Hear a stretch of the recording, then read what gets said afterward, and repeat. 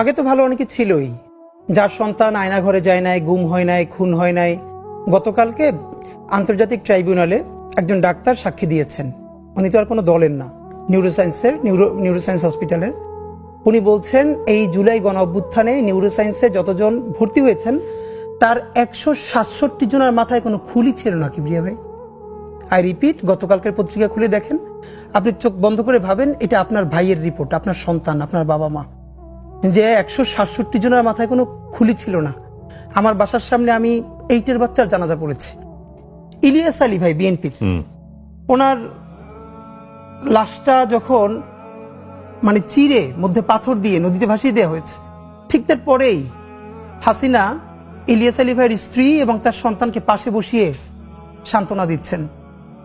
তো হয় কি, যার সন্তান গুম হয় নাই, খুন হয় নাই, তার লাইফ তো ভালোই ছিল। যারা পাচার করেছে, এখন এই যে আগেই ভালো ছিলাম, এদেরকে আমি শুধু একটা বলি যে ট্রায়াল হলো আর্টিফিশিয়ালি হলেও এদের কাউরে 1 ঘন্টার জন্য ওরকম একটা আয়না ঘরে যদি রাখা যায়, অথবা তার সন্তানকে, তার বাবা মাকে।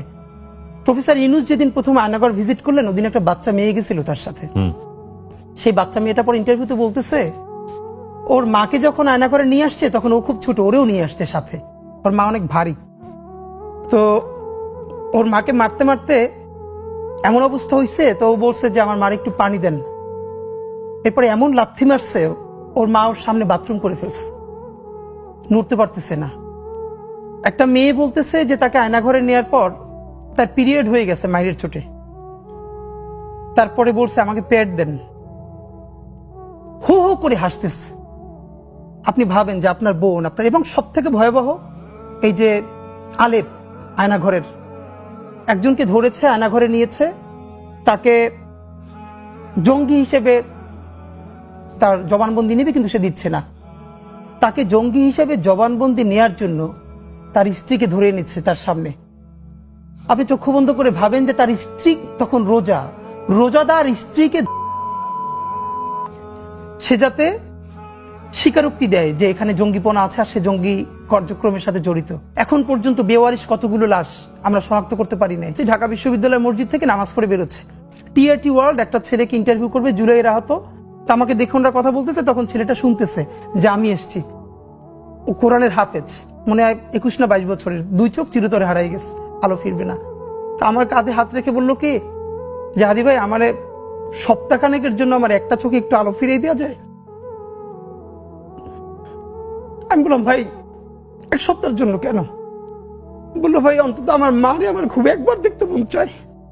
আমার মা আমার অনেক নিষেধ করছিল অন্তরণে যাইতে, আমি ফিরে আসার সময় মারে দেখি নাই, আমার একটাবার মন চায় আমার মারে দেখি। তো যারা হাজার হাজার কোটি টাকা পাচার করে বিদেশ চলে গেছে,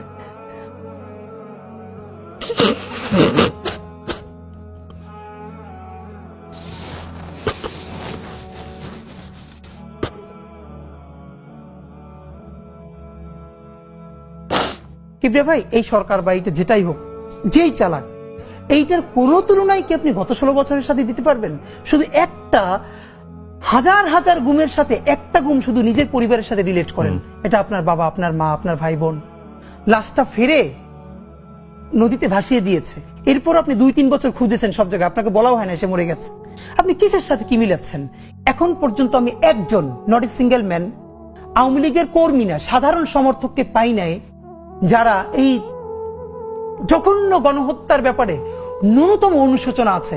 ভাই দেখেন, মানুষ যে যার পলিটিক্স করে, এরপর ভাই বন্ধুরা বললে বলে না, না এই কেসটা খুব খারাপ হয়েছে, এই কেসটা ঠিক হয় না। ভাই আমি একজন ন্যূনতম আওয়ামী লীগের সমর্থকের পাই নাই যে মনে করে এই গণহত্যাটা একটা জঘন্য কাজ হয়েছে, সুতরাং তাদের ক্ষমা চাওয়া উচিত। তারা বলে না, এটা কিসের কি হয়েছে, এখানে ছাত্ররা পুলিশকে মাইরে ফেলছে। এই ফ্যাসিবাদের জন্মদাতা ছিলেন হাজার বছরের শ্রেষ্ঠ বাঙালি বঙ্গবন্ধু শেখ মুজিবুর রহমান।